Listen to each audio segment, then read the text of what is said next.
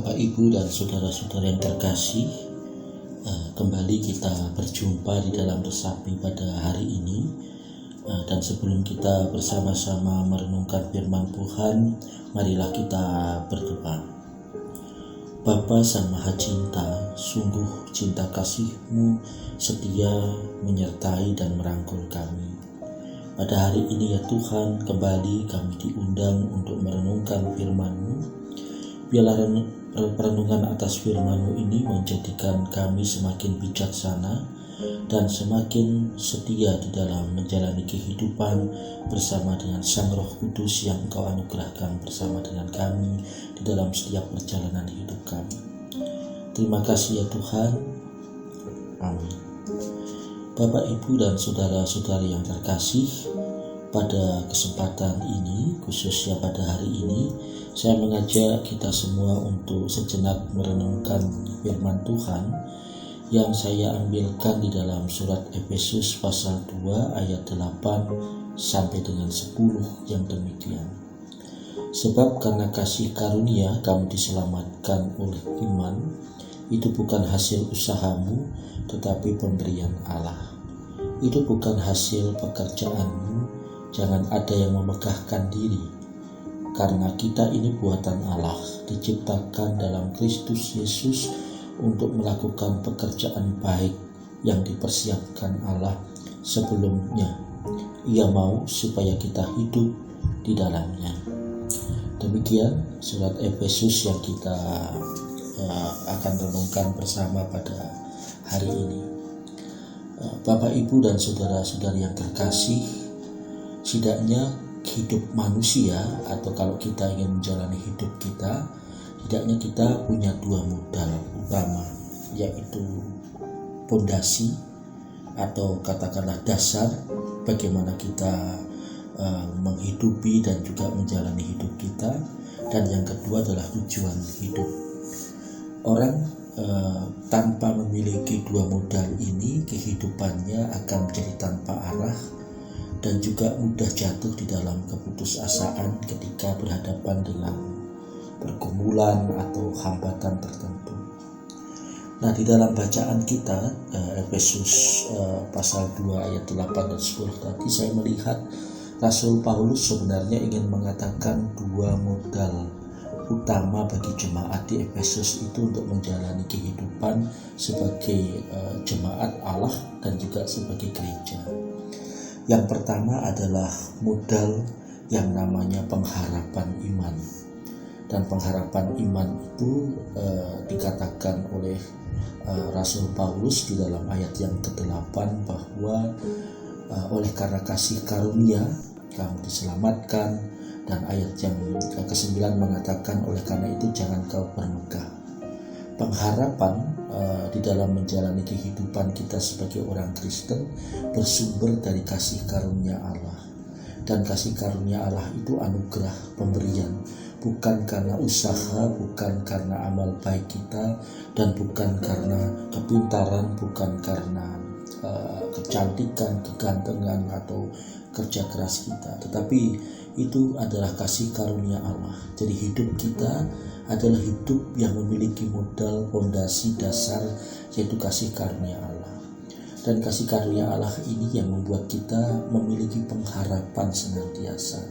Kasih karunia Allah ini yang membuat kita tidak menjadi angkuh, arogan, karena kita akan menyadari bahwa kita senantiasa membutuhkan Dia, kasih karunia-Nya di dalam menjalani kehidupan. Itu modal kita. Orang Kristen yang tidak memiliki modal seperti ini, maka dia akan jatuh kepada pempentingan diri, kekuatan diri sendiri, dan juga arogansi.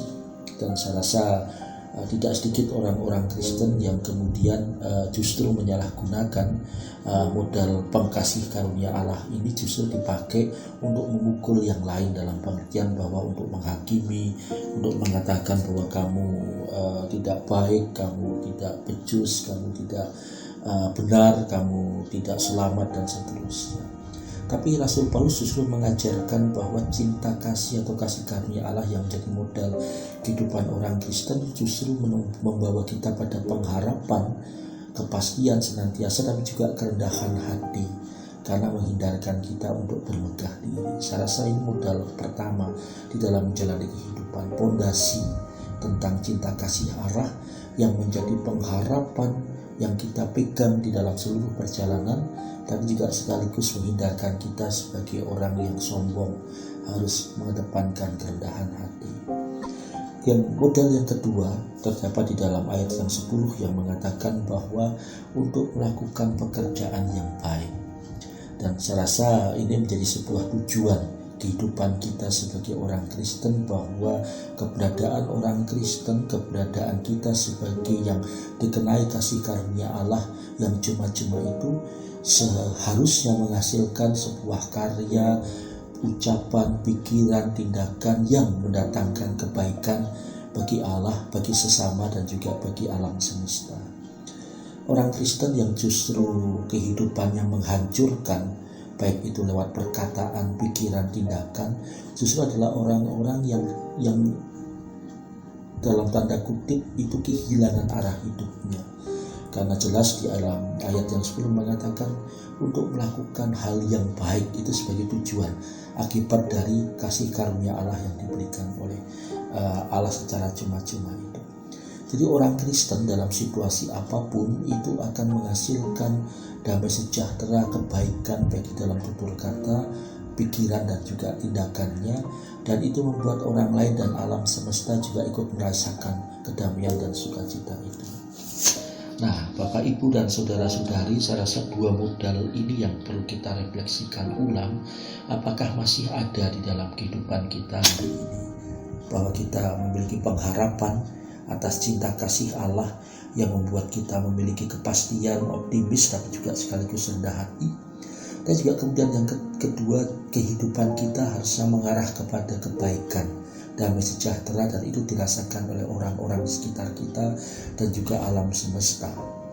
Nah, jika itu ternyata salah satu tidak ada, mungkin kita kembali diajak untuk kemudian menata kehidupan kita kembali, untuk kemudian belajar kembali kepada Sang Kristus yang diberikan kepada kita karena kita hidup di dalam Dia.